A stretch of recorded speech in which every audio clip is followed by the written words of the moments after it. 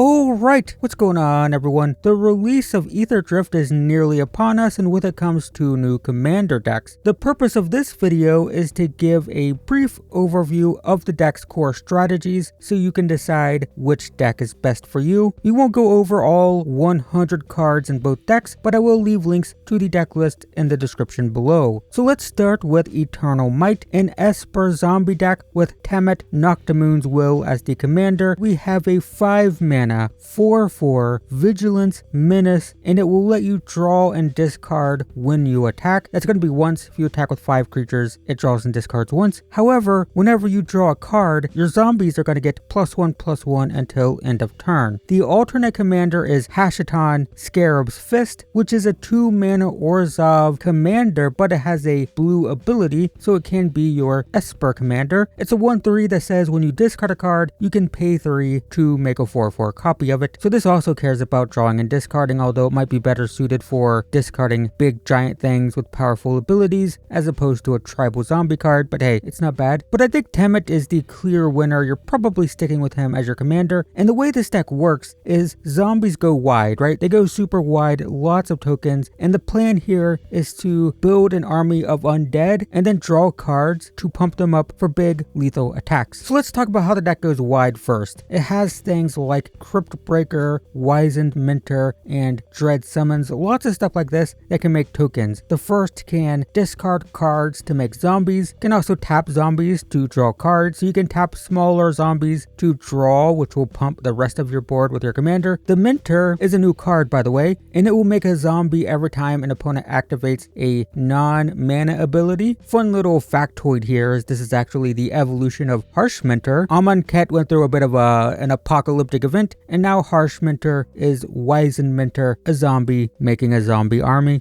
Dread Summons makes a bunch of zombies. The point is, go wide with zombies. And then you have your tribal payoffs, you know, things like Cemetery Reaper, Renewed Solidarity, On Wings of Gold. The first is just a traditional lord, and it can make zombies, and the other two, they're both new cards. The first is going to give all your zombies +1/+0, and effectively double your token production. Basically, at the end of turn, it checks how many tokens you've produced this turn, and then makes a copy of each of them, right? So basically double so long as it lives until end of turn. On Wings of Gold is going to give your zombies +1/+1 and flying, which is terrifying, and it will make 1/1 zombie tokens whenever things leave your graveyard. So we have ways to reanimate, we have ways to exile stuff from our graveyard. We have things like God Pharaoh's Gift, by the way, which can bring stuff back from the graveyard. That just makes more tokens. And yeah, plunder the graveyard, go wide, pump your board. That's the idea. But I want to get back to the commander. He's going to pump all of your zombies when you draw, and there are a lot of interesting ways to take advantage of this. For example, we have Ret Tomb Mystic, Forgotten Creation, and Prophet of the Scarab. And once again, they did a great job of making new cards to fit these very specific archetypes. In the past, we've gotten a bunch of new cards in these commander decks where it's like, this doesn't even synergize with the rest of the deck, but they're really leaning into like the strategies of these decks. So Tomb Mystic and Prophet of the Scarab, both new, and they work perfectly with the commander. The Mystic gives all your creatures cycling, which is going to let you ditch weaker zombies for new cards, and if you have your commander, that's going to pump your board. Forgotten Creation, not a new card, but it will let you discard your entire hand at the beginning of upkeep and draw a new one, which goes crazy with your commander.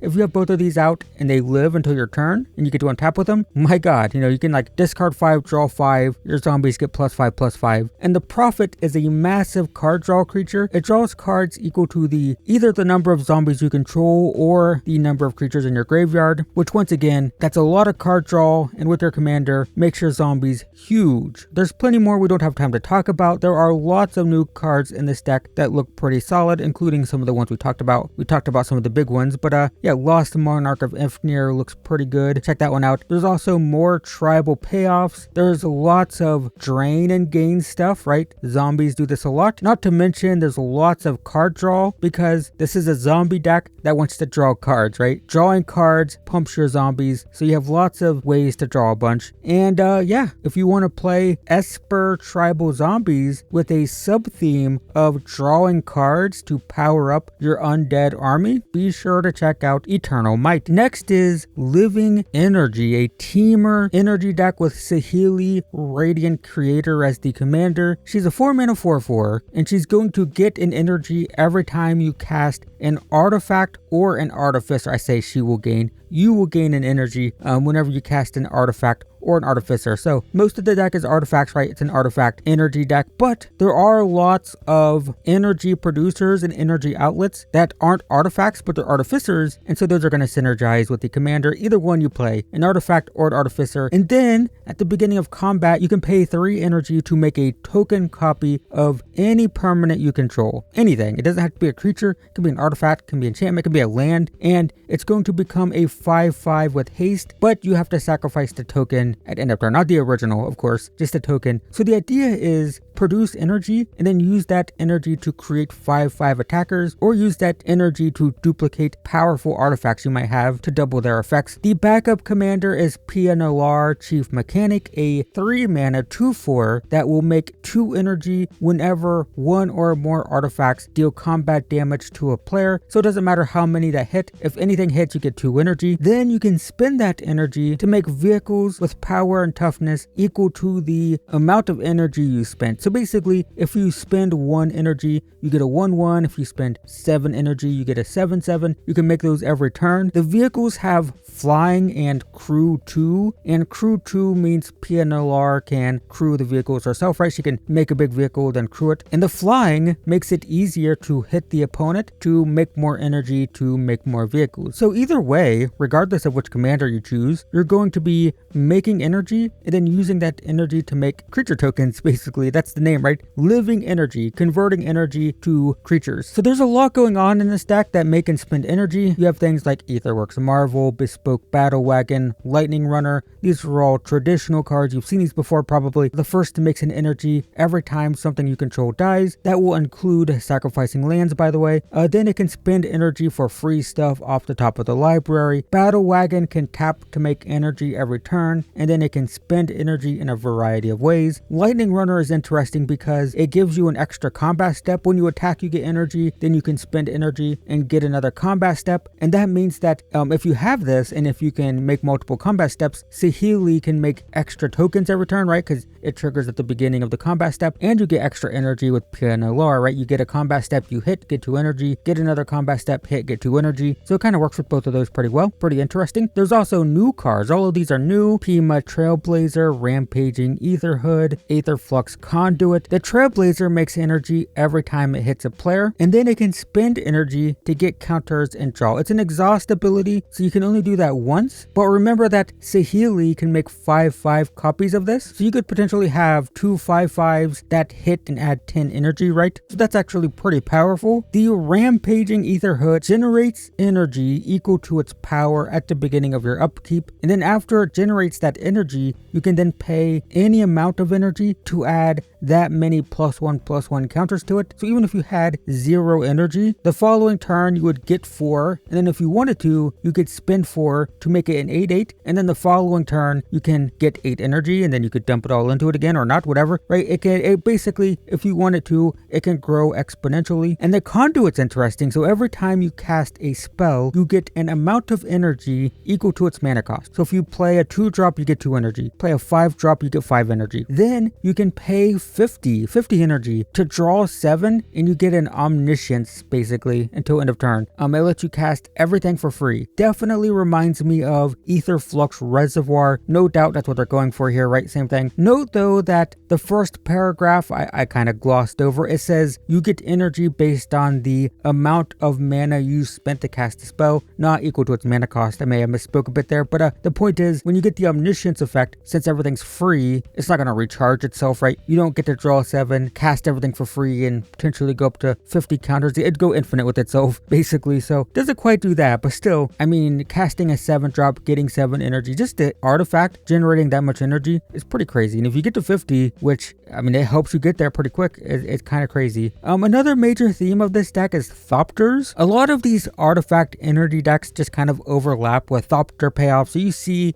Sai, Whirler Virtuoso, Retrofitter Foundry. These are are in the deck, and they're just all really good at not only generating flyers, a bunch of them, but also just increasing your artifact count. So you've probably seen these in other decks, but we have some new payoffs with Stride Hanger Automaton and Adaptive Omnitool. And yeah, okay, sure, the Omnitool goes into any artifact deck, but it does get powered up by all these Thopters. So the Automaton, it is a Lord for Thopters, and then whenever you make an artifact token of any kind, you will get a Thopter in addition to that. So that's going to synergize with both your commanders because both of them make tokens, right? When you make a token with Saheeli, you'll get an extra Thopter. When you make a vehicle with PNLR, you'll get an extra Thopter. But it's also going to count other Thopter producers. If you make treasures, it's going to put out Thopters. And then the artifact is basically cranial plating-esque. It's going to give +1/+1 for each artifact you control, which is usually pretty crazy. And then it's also going to dig 6 cards deep into your library for an artifact when the equipped creature attacks, which is pretty good. Make a creature huge and dig for more artifacts. Yeah, so there's plenty more we don't have time to talk about. There's more new cards with powerful effects like casting stuff for free and doubling your energy. Yes, you can double your energy every turn.